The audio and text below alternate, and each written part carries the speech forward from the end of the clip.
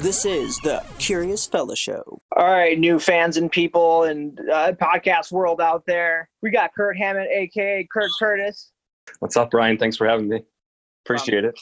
This man, I've known him since, dude. I've known him since 2001. And Yeah, we're high in school. 2020. Holy shit. I've known this kid for a long time.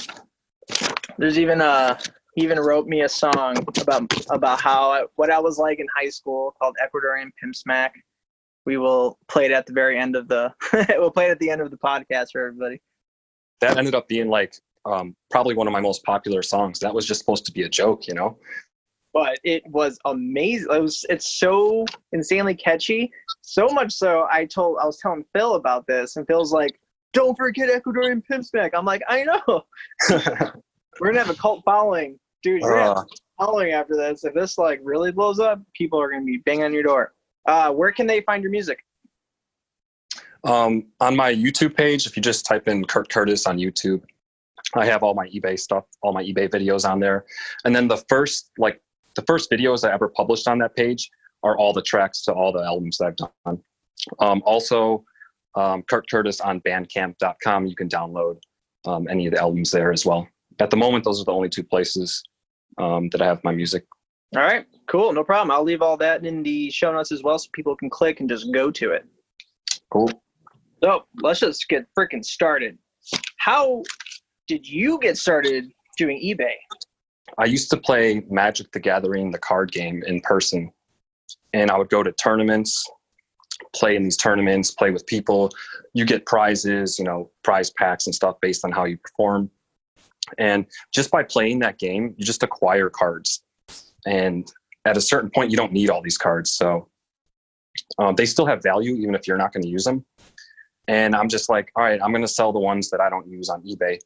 I wasn't trying to make a profit. I was just trying to get some of my money back in my hobby at the time, Right.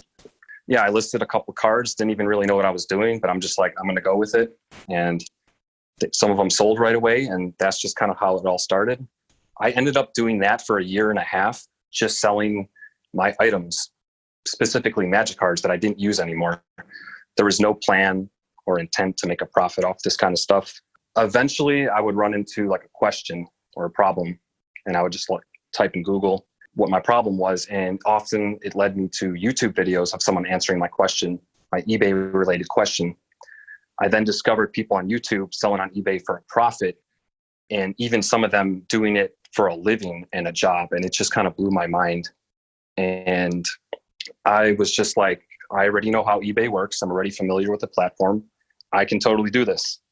So before we dive any deeper into that, you started selling cards, which your brother has a store in Oak Park, Illinois, and he sells those suckers out of brick and mortar. That's how I kind of got started with the game. It's a lot of fun, but it's an inexpensive hobby, Besides cards, what else are you selling on there? I specifically sell smaller items just based on my situation. I work a full-time job and I do eBay on the side. So I don't have time to be packing up huge items. So I like small items like video games, DVDs. Yes, people still buy DVDs. Not everything you can't stream everything. I like selling t-shirts.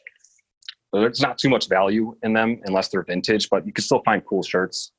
Just little collectibles and, I don't know, books, like book sets. I sell Harry Potter books, Goosebump books. Yeah, kind of stuff like that. The reason for that, though, is because since I work, I have to go to the post office before the post office opens. So whatever I sell has to be small enough to fit into a drop box.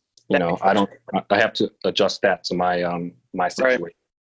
I've heard a lot of ways of people obtaining items to sell. I know some people who literally buy from eBay and then resell it almost without even having the product yet, which is that's super crazy how that. Yeah, you can do that. Some people just post stuff they don't know what they have, and someone scoops it up real quick and then relists it, and that person might be a little more patient and they can wait for the higher price. I've never done that, but I mean, it's definitely possible. Yeah, it seems like a really maverick way to buy and sell on eBay. But that leads me to then where are you finding these things to sell? There's lots of places you can get stuff. My favorite place would be yard sales, garage sales. You're just going to get stuff for the cheapest. People are just trying to get rid of things. They either don't know what they have or they just don't care if it's valuable. They're just trying to get rid of it.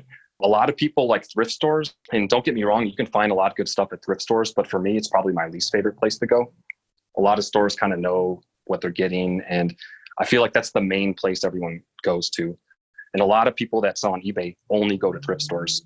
I will go to them if there's nothing else going on, but it's not my favorite. Estate sales are really cool. I didn't like them at first, but if you get the right estate sale, you can just walk out with just bags full of stuff. But sometimes estate sales are pretty expensive.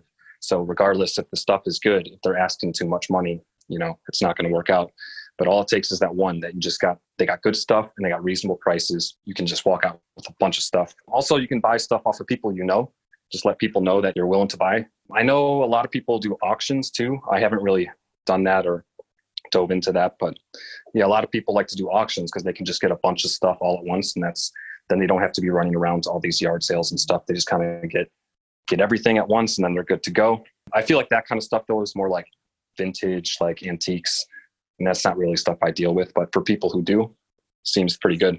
Nice. What's like the coolest thing you found at an estate sale or yard sale or wherever? I think one of my favorite buys was actually off of OfferUp.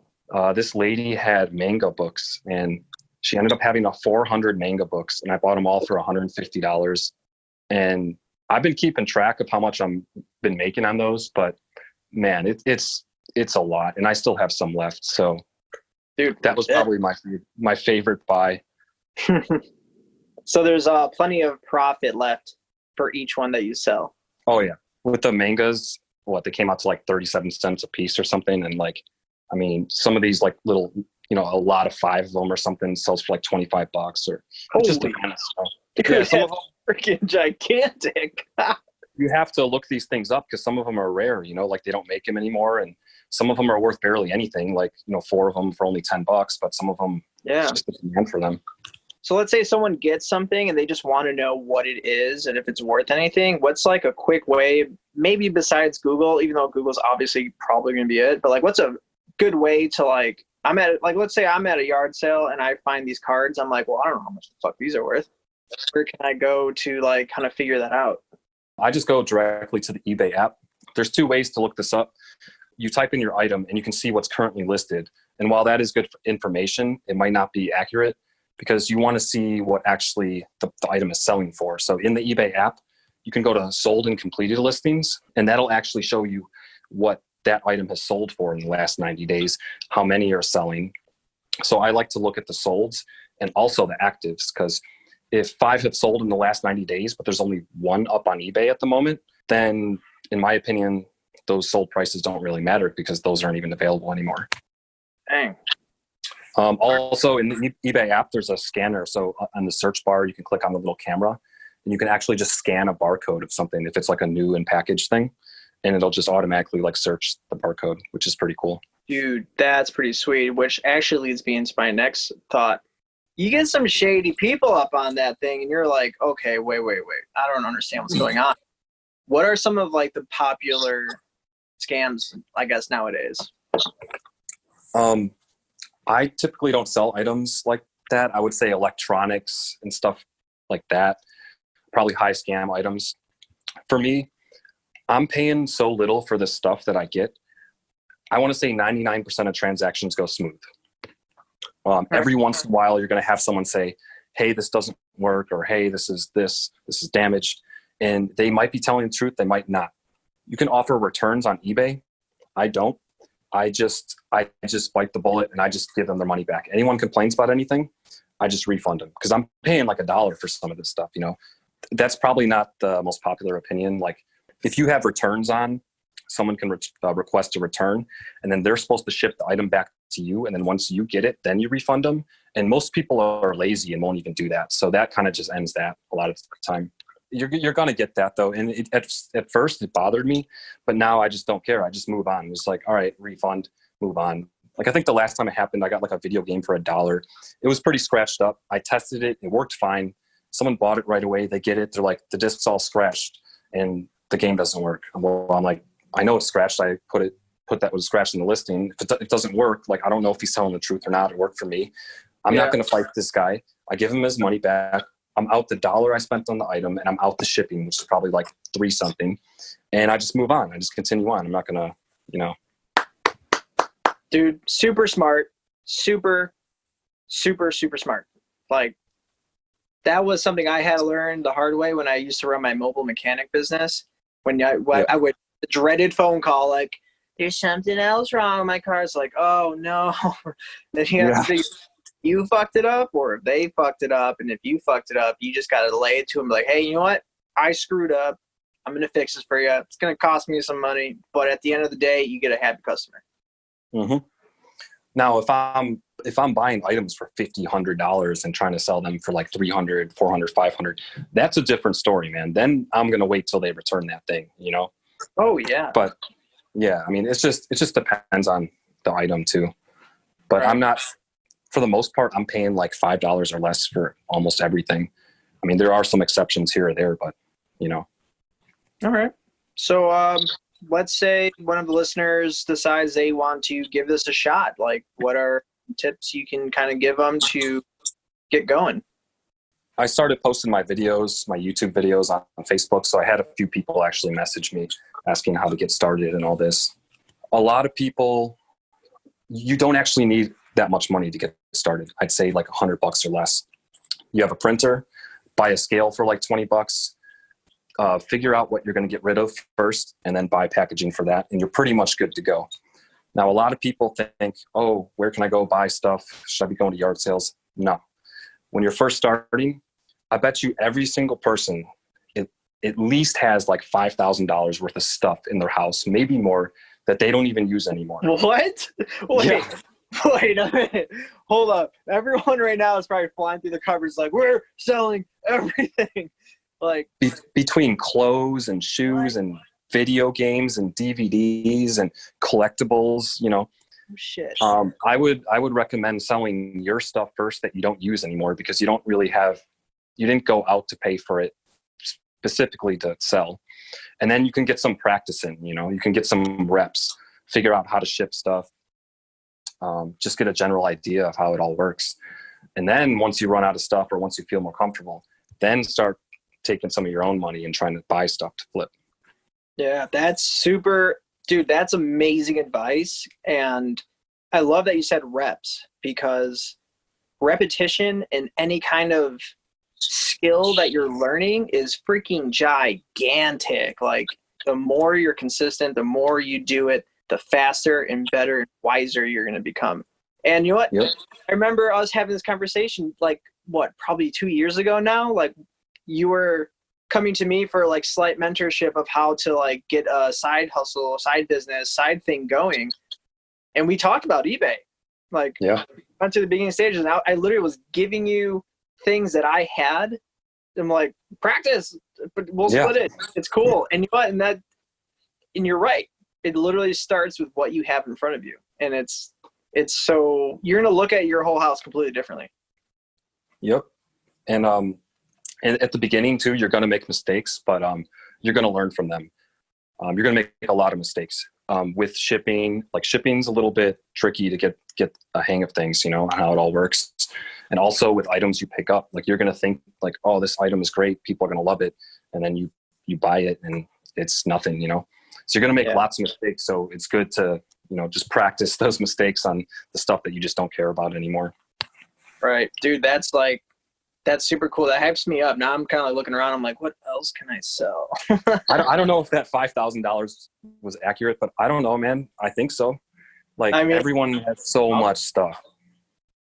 I mean, yeah, nowadays, like, you're right. People have a lot of things. And a lot of times they're just kind of sitting there. And, a lot of times people have sentimental value to it. But after, like, I sold a lot of things that I really enjoyed, but I also did it so I can live full time on the road, which I'm doing now. Right. And the more you start selling off your things, the more you realize you're really not that attached to it, because once you have it sold and shipped, the next day you already forgot about it. You don't remember what you sold. Like, it's just, you have to just get over that little bit and your life is free after that. You can just get rid of things, and it feels so good. Yep, that happened to me. See? And one other tip for new sellers too is you can learn a lot from people on YouTube, but just because they're buying and selling a certain item doesn't mean you have to. Do what's right for you, because like for my situation, I'm buying small items and stuff. People online, some people will buy vintage stereos, DVD, VCR combos. And while these are all great items that you can make money on, it might not be the best for your situation. They're really hard to pack. They take up a lot of room. They're super heavy. You know, I don't have time for that. I don't have the room for that. I don't have to sell that, and I can make that choice, you know? Yeah. I feel like people just get like, oh, these people sell this, this, this, and this. That means I have to sell all that kind of stuff. You can sell what works for you. Yeah, you see that a lot with like with camera stuff. I do videography and everything for the new folks that are listening. And you see a lot of people on YouTube watching all these YouTubers, and next thing you know, they're copying everyone. Mm-hmm. And they start putting out their videos, and they're like, oh, well, that looks like Peter McKinnon's video. It's like, well, because you fucking ripped him off. Like, that's the best way you're going to just separate yourself from everyone, is do your thing, because there is nobody like you. You are already different. So just be yourself, and you will naturally be different. And then you never know, you can gain a giant following for selling weird, wacky stuff. And next thing you know, you can become a millionaire. I'm sure there's millionaires right now that literally only buy and sell on eBay. Oh yeah. All right. So after you have listed and sold some items, what do you do with your eBay money? All right. So because I work a full-time job and I use that money pretty much to pay my bills, I'm able to take all of my eBay money and invest it. And I invest it specifically into dividend-paying stocks, which, if anyone's not familiar with dividend stocks, they're basically stocks that you get paid just for owning the stock. So you don't have to buy the stock and then sell it when it gets higher, and then, you know, that's your profit. You're just getting paid for owning the stock. Most companies will pay every 3 months, so they pay quarterly, and they'll pay you an X amount of money per share that you own. And if you own like a bunch of different companies, you'll be getting paid every month. Some companies even pay every month. So I invest like all that money into that. And I'm hoping that at one point that will be enough to like pay my bills. And then I can actually quit my regular job and just sell on eBay for spending money. If I wasn't doing eBay and I just worked in my regular job, I wouldn't have all that extra money to put into investments, you know? So it's really, I don't know, it's really helped me out a lot. And the thing is, the harder I work at it, the more time I put into it, the more money I can get. Yep. That's just the literal key to everything. The more work you put in, the more time you put in, the more you're going to get back. Yep. What are some of your hot ticket items for like dividends and stocks? Like, what are you currently investing in? I have a few ETFs, but I also just invest into the boring blue chip dividend stocks. I'm not going to like name names and stuff. I don't want people to like, you know. But it's a safe bet. Yeah, they're companies that have been around for a long time, and they have been paying a dividend for a long time, and they have been raising the dividend for a long time. So it is possible these companies go out of business, but super unlikely. Right. So it's pretty safe bet. And also ETFs are like compiled of like a bunch of companies in one like ETF, and it kind of acts like a stock. So some of these will have 50, 100, even up to 1,000 companies all mashed into one thing. So even if one of those companies went completely bankrupt, it wouldn't really affect it that much. Right. And that's what I do. I do index funds. ETFs are similar to index funds. I'm not for sure, but I think a lot of index funds pay dividends like on an annual basis. I really don't know though. I don't know either. And I think that might be the difference. So like you might be getting payments more often for with ETFs, but I don't know. Yeah. I do it to just pour money into it and forget about it and just let it keep growing. And I just keep putting money in it every week, every month. Whenever I got extra money, I just pour it in there, and then I try to just forget about it and then next thing you know, it's just you're making money while you're sleeping. Probably not right now because COVID kind of fucking, but it's starting to go back up right now, and it's gonna, if it goes higher than it did before, which everyone thinks it will eventually, then dude, everyone's gonna be pretty good. And now's the time. Now's the time to start buying that shit. Yeah. So with the dividend strategy, it's great because I actually don't care if the stock price goes up or down. If the stock price goes up, then my portfolio looks good. Like it looks, I have gains, but I'm still getting dividends regardless. If the stock price goes down, my portfolio is not going to look good, but I don't care because I'm not selling the stocks. Right. And then I'm still getting dividends as long as, these companies are continuing to pay, which if you invest in the right ones, they will. And then you can buy more for cheaper. So I actually kind of prefer when the stock prices are down. Like it doesn't bother me at all if my portfolio is down for a while, I'm just like, all right, well, it's just a sale. And it shouldn't bother you. And a lot of professionals that invest for a living, they like, just like you, they welcome the downturn because now we can buy more because it's cheaper. And then naturally it's going to go back up, and it's always going to keep going up no matter what. So it's just this really long game you got to play. And just, it's a battle of patience and discipline. And if you got both, you can be a wealthy person in 20 years or however much money you're pouring into that thing. Yeah. Oh yeah. But I definitely couldn't invest like I am if I didn't sell on eBay on the side. Right, which is super cool. Some people ask or say, why don't you just quit your job and just sell on eBay? And I think I have confidence that I could do it, but I think it would be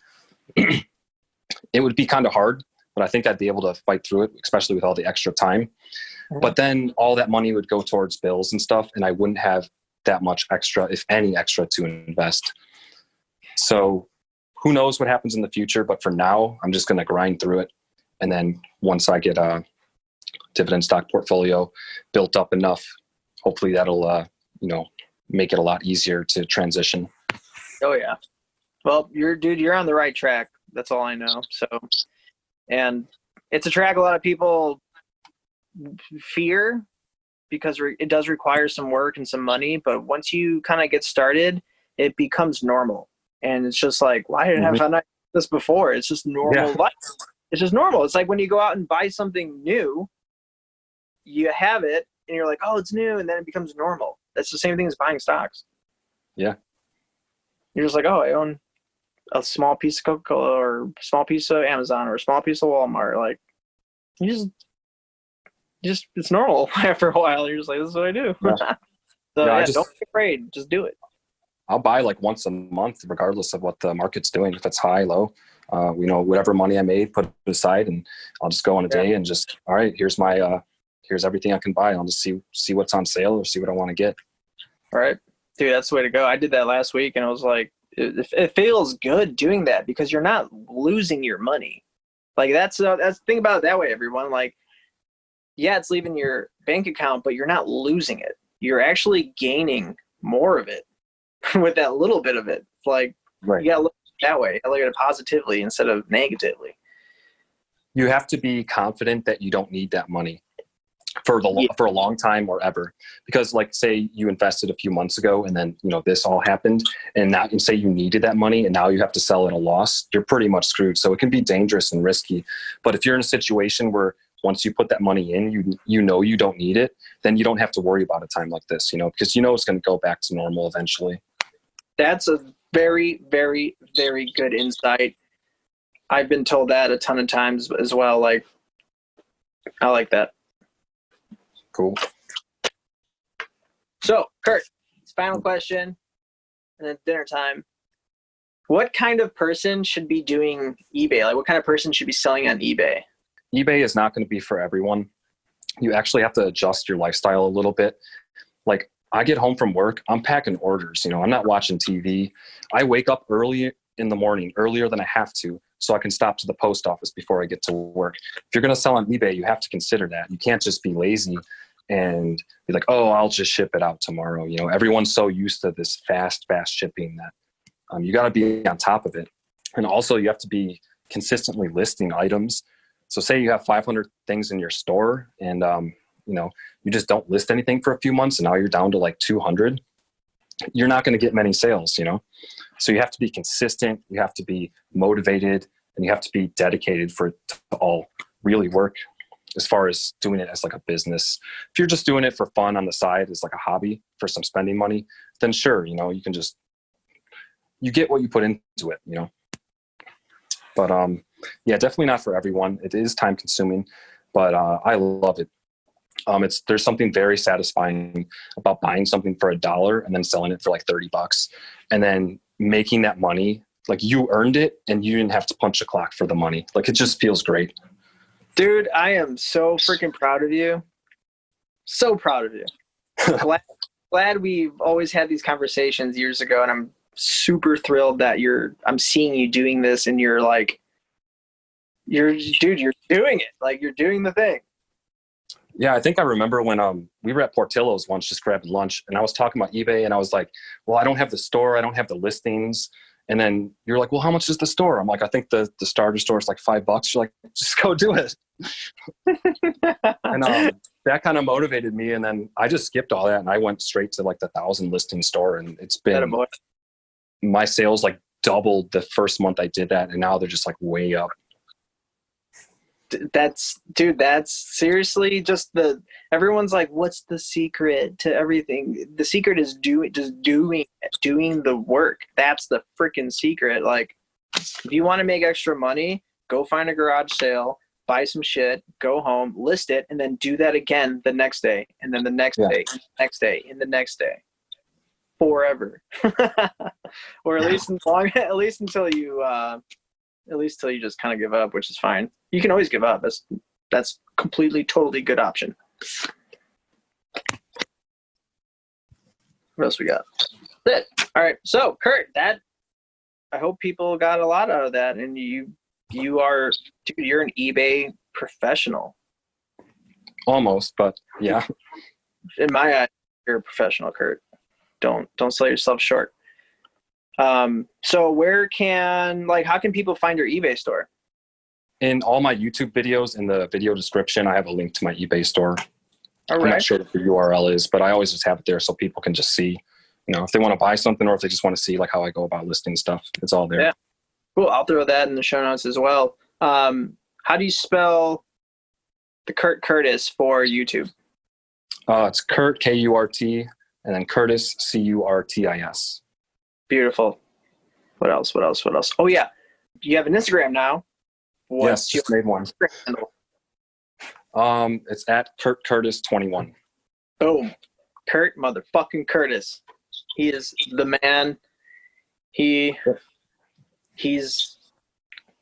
Dan and Kurt, you're just fucking cool, dude. You had the greatest band in high school ever. Oh, I saw that picture pop up on Facebook the other day. I was like, oh yeah. Shit, look at that handsome devil. I don't even remember where that picture was taken, but I just knew what time period it was from just by me and Andy's haircuts. God, that was like, what, 2003? I think 4, around there somewhere. Yeah. That's so crazy. Well, that's really cool. Well, I thank you for spending time with everybody in my new podcast, The Curious Fella Show. Let's see how this goes.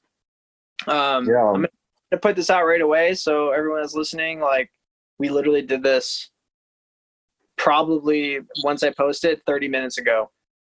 So go buy some of his shit. Go follow him on Instagram. Subscribe to his YouTube channel. And I'm about to hit it with that Ecuadorian pimp smack.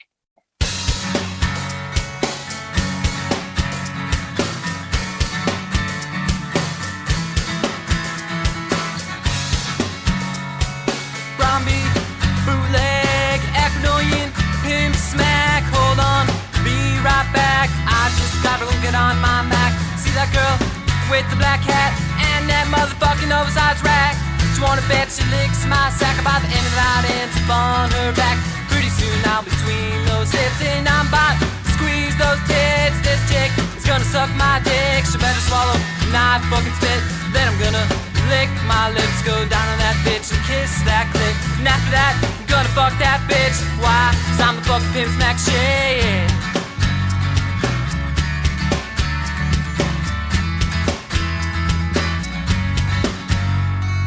Fuck this, I'm gonna work on my cutlass. That's it, you're done, bitch, suck this, what's wrong? You wanna drive in my tail wrong? What the fuck, bitch, want all she wearing thong? I ain't fucking with the motherfucking granny panties. I'm a motherfucking bootleg Mac Daddy. Went out the other night, oh, met a bitch, she was out of sight. So what, if it isn't right? Guess what, and I'm sleeping over tonight. Everything's gonna be alright, now that I got you by my side. Ha ha ha ha ha ha ha, fuck you. Used to be down with the clown, so tough, boom, titty fucking bitch that has no tits. Why? 'Cause I'm the fucking pimp smack shit. Titty fucking biatch that has no T.I. Why? 'Cause I'm the fucking pimp smack shit.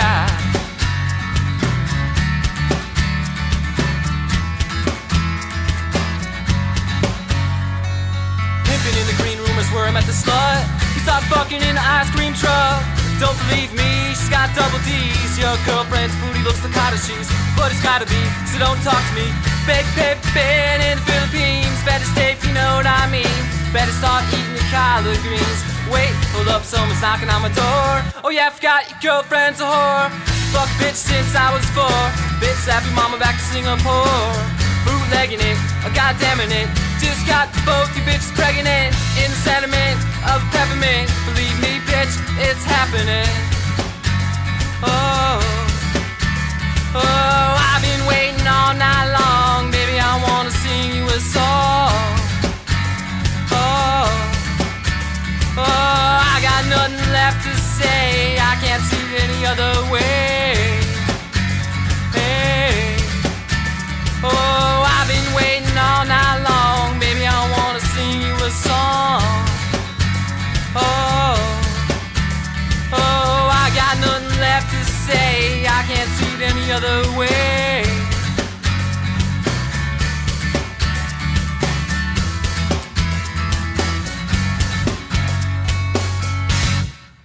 Bootlegging it, goddammit it. You bitch pegging it in the sentiment